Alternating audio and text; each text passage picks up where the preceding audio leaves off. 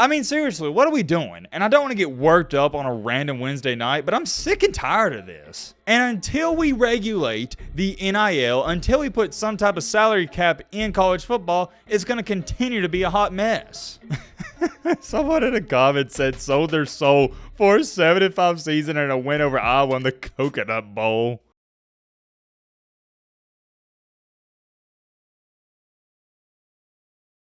Guys and girls, ladies and gentlemen, boys and girls, we got some college football news for your Wednesday night. How about that? It's the off season and there's not a lot of stuff going on. So whenever there is a situation going on, we got to jump all over it. And this is exactly what we're going to do. And I'm just going to come out and say it early on in this video. This is a weird situation. And I'll explain why I think it's weird in just a second. But yet again, the Tennessee football program and university, they got caught. Ah, yes. Is it really college football without Tennessee getting in trouble? I don't think so. Now, here's the tricky part with all of this. Remember last time they got caught? If you don't know, I'll inform you briefly here to make a long story short. Their former head coach, Jeremy Pruitt, was handing out thousands of dollars in McDonald's bags or Chick-fil-A bags, whatever it was. It was a bad situation. Tennessee got hit pretty hard with it, and I believe they got fined up to $8 million.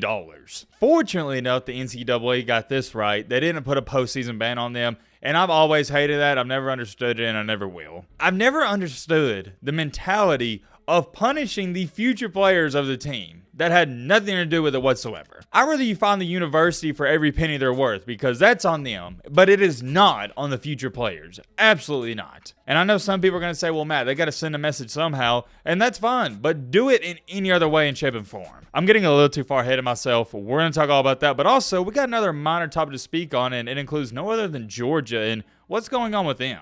Don't worry, it's nothing bad, but if you're a Georgia football fan or you just attend a Georgia game in general, this might be music to your ears. I wouldn't go as far as to saying we got a jam-packed video, but anytime we got a college football video, it's going to be a good one to say the least. I'm excited to get into it. Hope you guys are excited as well, but all right, Matt, blah, blah. Shut the crap up. Now, for that dope.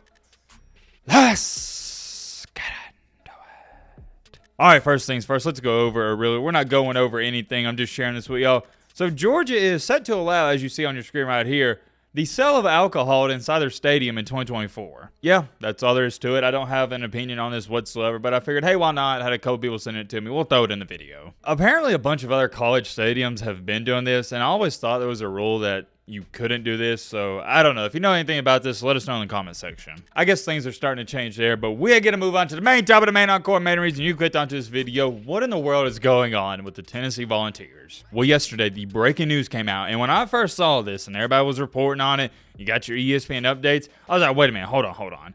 This seems like something major. It seems like something huge. I mean, they were hyping this situation up, guys. They have said, and this isn't my report, this is coming from an article, report, Tennessee under NCAA investigation for multiple, quote-unquote, major NIL violations across several sports. You see right there, they are labeling this as major NIL violations across not just football, but all sports. Now, here's the kicker with this. What is the definition of major? Are we talking about potentially it's to the point where they could be banned from the postseason in 6 or 7 years if it comes out this stuff is true? For example, most of you know we had a huge snowstorm in northern Alabama this year. Talked about it plenty on the channel. I'm sure you heard me talk about it. But a huge snowstorm to us, me, in northern Alabama, is about anywhere from, I'd say, 4 inches to 8 inches. And yeah, I would classify it as a major snowstorm because it shut down my city for a week and a half and it closed all the schools for a week and a half. Whereas if you're up in, Michigan, if you have a snowstorm of 48 inches, you're not calling that major. Your definition of a quote-unquote major snowstorm is probably somewhere around,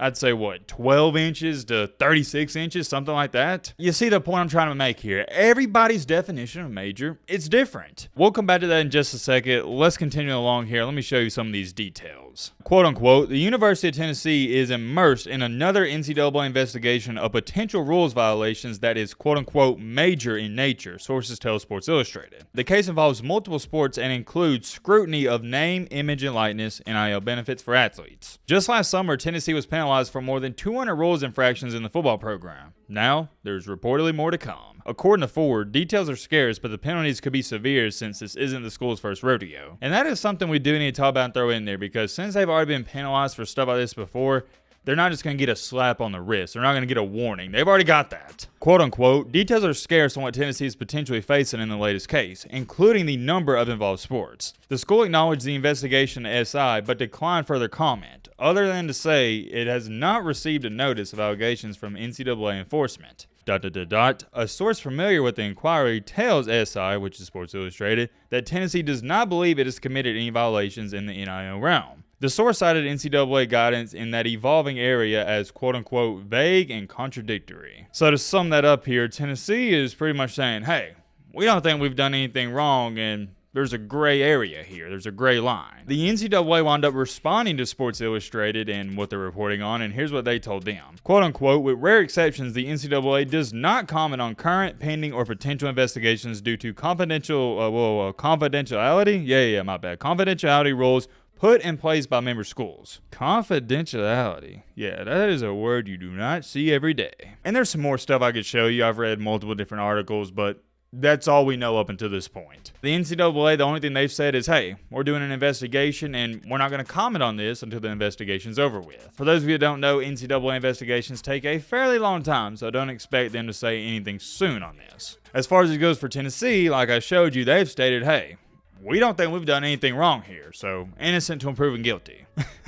Someone in the comments said sold their soul for a 7-5 season and a win over Iowa in the Coconut Bowl. Another comment says, spoiler alert, it's nothing. And yep, that's what I was about to get to. And I know everything I just showed you, it could be somewhat confusing, so let's go back to the basics and dumb this down. I'll show you this report yet again, and this sums it up the best. Tennessee is under NCAA investigations for potential NIL violations across several sports. Let me know in the comment section what y'all think about this, but here's my 2 cents on the entire situation. I don't want to say we're in a scary time or situation in college football currently, but we're in a non-regulated time, and like I stated at the beginning of this video, it's a weird time. It's odd. The reason it's so weird is because, yes, we've implemented the NIL. We've implemented the transfer portal. That's great. That's all fine and dandy. But here's the problem with that.